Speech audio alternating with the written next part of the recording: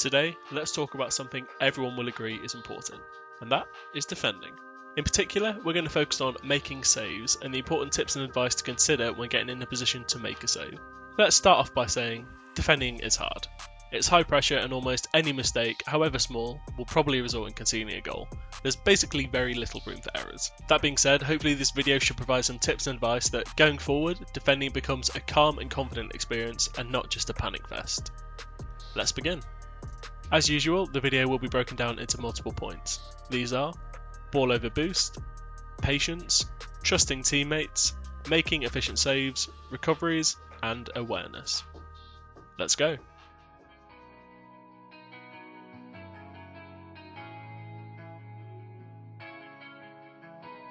This is probably a familiar story for a lot of people.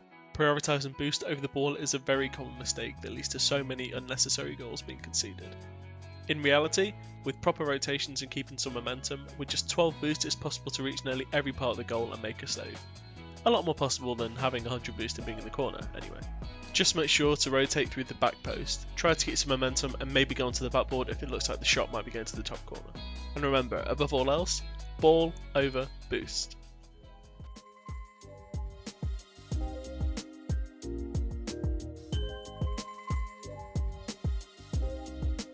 Now, disclaimer before we start. This could be seen as more of a playstyle choice than actual advice, but there are definitely a lot of times where a player wouldn't have conceded if they just waited to challenge rather than going straight away. Of course, there are times where an early challenge is helpful, such as to make the opponent flick and give your teammates a free clear. But as last man or when your team is under pressure and people are panicking, it can really help to be patient and stay in goal while everyone else is challenging. And again, this could be a personal preference, but I would always back myself to react and make a save than rush out and guess. This of course depends on where the shot is and how likely they look to score it. What's meant by that is, if it looks like they're going to get a completely free shot, it's perhaps best to stay in goal and try to react. If it looks like you could beat them to the ball, that would definitely be the better choice. Ultimately, it's down to your judgment. But in times of panic, be prepared to be patient and it can really help you out.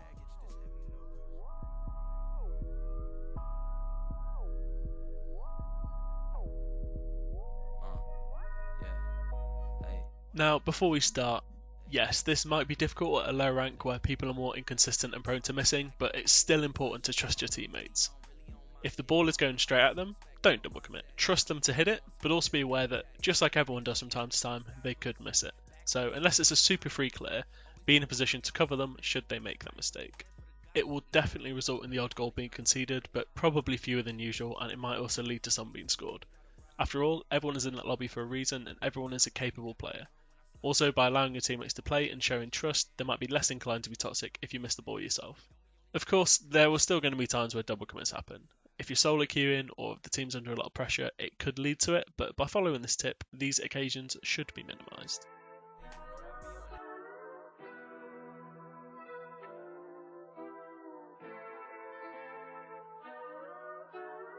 What is meant by an effective save?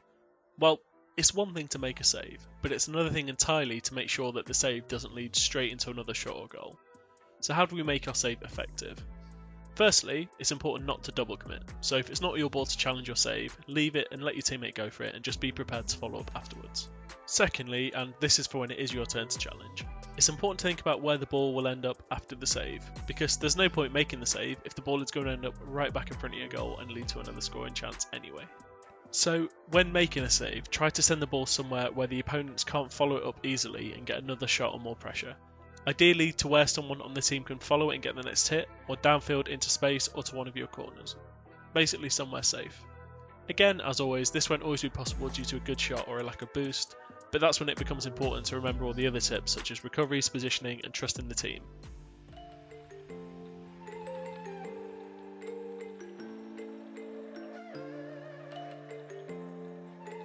Almost any tips or advice video will mention recoveries as one of the most important mechanics to practice. They're essential in every playlist and at all times during the game. A good recovery can be the difference between conceding a goal and making another save. To practice this, try to make sure you always land on your wheels whichever surface you're landing on, whether it's the wall, the floor, the back of the goal. This will get you in a really good habit to be able to quickly recover to make another save. It's also helpful to hold power slide when you land to keep some momentum. As well as this, it can also prove helpful to get used to jumping off the wall or the inside of the goal and then flipping in a different direction, and then rotating to make sure you land on your wheels. This could be useful when you have to make a save or when you have to then flip out to challenge someone.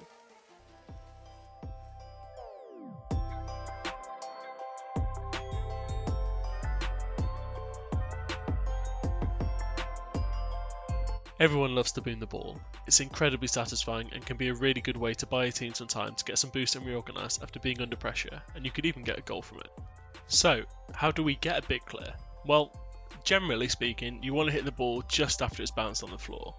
If this is quite new to you, then you might struggle to get the power at first, but with a little bit of practice, you should be fine. So just after the ball has bounced, you want to hit it ideally with the front or even the corner of your car, and then aim it to where you want to hit it, so somewhere downfield that looks safe.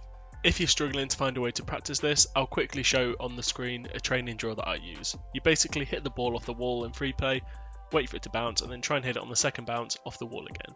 Keep doing this because it also practices your recoveries, and it'll practice being able to hit the ball hard and with some degree of accuracy. Equally important though is knowing when to slow the game down. You can do this by dribbling or forcing a 50. If a player has low boost or the ball is on the ground, or the other team are all back, a big clear isn't really a good idea. You'll just be giving the ball back to your opposition. Instead, try keeping the ball close and dribbling it. This allows your team to get boost and rearrange themselves, as well as maybe getting a 50-50 or pinching the ball away and relieving that pressure and getting your team onto the attack. Of course, there are going to be times where you do need to just get a big clear, so as usual, this comes down to just using your judgment. Be prepared to slow the game down and get a big clear, and just decide what you think will be best at the time. The final point, which to be honest could have had its own category but has been added to the end of the awareness, is 1v1 defending or 2v1 defending.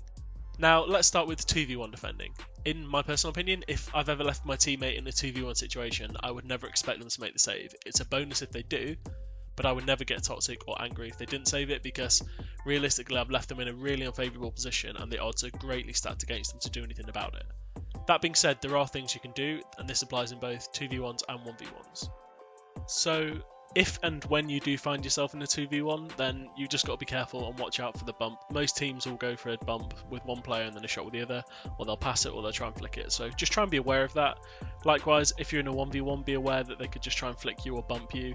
Just try and stall and wait for a teammate to come help you until you have to challenge. That'll be your best bet.